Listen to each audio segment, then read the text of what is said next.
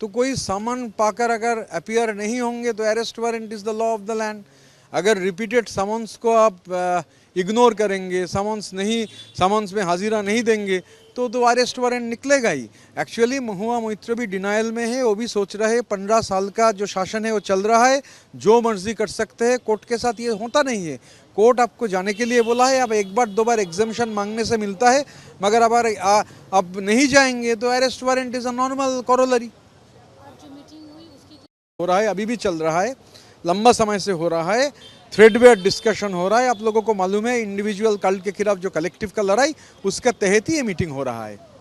26 तारीख को I think आप लोग हम लोग रामपुरहाट में, बीरभूम जिला का रामपुरहाट में 26 तारीख हम लोग आशीष बंदोपाध्याय उनका स्मरण सभा करेंगे तृणमूल कांग्रेस के ओर से। আমরা তো আপনারা জানেন যে আমাদের গোটাটাই কালেকটিভ, তো কালেকটিভলি একটা আলাপ আলোচনা হচ্ছে, বিভিন্ন বিষয় নিয়ে আলাপ আলোচনা হচ্ছে। সাংগঠনিক সব কথা মিডিয়াতে তো বলা সম্ভব নয়। যেমন আজকে আমরা ঠিক করেছি ইতিমধ্যে আগামী 26 তারিখ রামপুরহাটে আমরা আশিস বন্দ্যোপাধ্যায়ের স্মরণ সভা আমরা করব, সেটা আজকে সিদ্ধান্ত হয়েছে। 28শে অগস্টের তৃণমূল ছাত্র পরিষদের প্রোগ্রামের জায়গাটা এখনও কনক্লুডেড নয়। আমরা পারমিশন চেয়েছি, পারমিশন পাইনি, তো সেই বিষয় নিয়ে আলোচনা হচ্ছে। আর বাকি যে আলোচনাটা হচ্ছে সেটা সাংগঠনিক, পিওরলি অর্গানাইজেশনাল, মানে অনেকক্ষণ ধরেই মিটিং চলছে, মিটিং এখনও ইনফ্যাক্ট চলছে। তো সাংগঠনিক আলোচনা হচ্ছে, কালেকটিভলি ডিসিশন হচ্ছে এবং কালেকটিভলি তা ইমপ্লিমেন্ট করা হবে। আমরা ঘোষণা করে দেবো, মানে আমাদের তো অন্য জায়গার মতো নয় যে 4টে 5টা বা আজকে ওই ইনস্টলমেন্টে একটা, আবার ইনস্টলমেন্টে ঘোষণা করলেন, সেই ইনস্টলমেন্টে 2জন পালিয়ে চলে গেল। আমাদের 26 জন জেলা সভাপতির নাম ঘোষিত, ফ্রন্টাল সংগঠন সব ঘোষিত। এবারে ব্লকগুলো আমরা আলোচনা শুরু করেছি, ব্লক সভাপতিদের নামও আমরা ঘোষণা করে দেবো। কোনো রায় দেয়নি, যা বলার গতকাল বলে দিয়েছি, আবার এত ডিটেলে বলতে গতকাল বলা আছে যা বলার, গতকালের রায়। ওটা একটা কেন্দ্রশাসিত অঞ্চল ছিল। আমি মানে জনপ্রতিনিধিরা তো নানান কথা বলছেন, মিটিংয়ের সব কথা বাইরে বলা যায় না।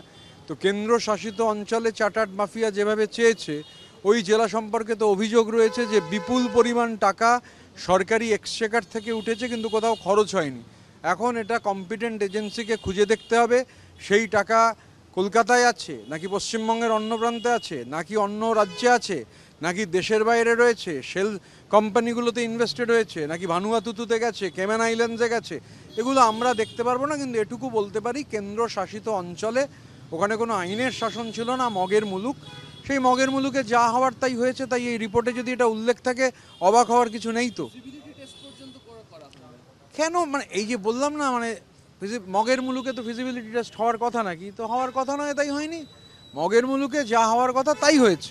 নালে হয় কখনো গভর্নমেন্ট এক্সচেকার থেকে হাজার হাজার কোটি টাকা উঠে সেই টাকা কোনো ডেভেলপমেন্ট ওয়ার্কে খরচ হয়নি। আপনি আমফান দেখুন না, আমফানে 1,44,215 প্রবাবলি নামই মিলছে না, মানে যে সংখ্যা আর কি বেনিফিশিয়ারি জমা দিয়েছে রাজ্য, এবং প্রায় সবটাই ওই কেন্দ্রশাসিত অঞ্চলের বেশিরভাগটা, আর ব্যাংকের বইয়ের সঙ্গে কোনোটার মিল নেই। তো এখানে যে কি হয়েছে এভরিবডি নোজ। এগুলো আমি তবু এখনও বলছি এগুলো টিপ অফ দি আইসবার্গ, দিন যত যাবে আরও ক্লিয়ার হবে।